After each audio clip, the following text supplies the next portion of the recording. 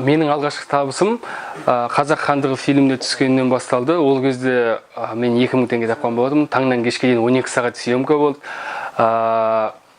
Білмедім, ол табысымды Мейірхан деген досым алды. Оған 2000 теңге табысын бердім.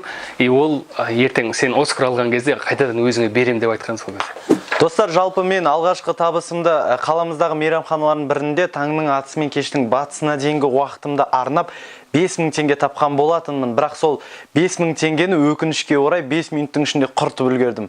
Есесіне мен ақшаның қадірін түсіне бастадым.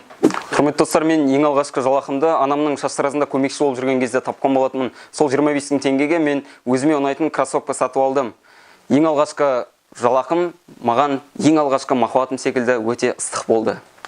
2015 жыл тамыз айы болу керек. Таңертең ұйқыдан тұрсам, $1 бағасы 182 теңге болған.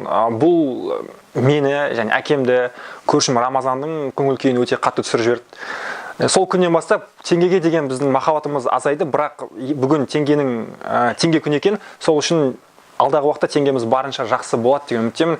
Теңгені жек көруге болады, теңгені ұнатпауға болады, бірақ теңгеден бас тартуға болмайды, өйткені ол біздің ұлттық валютамыз.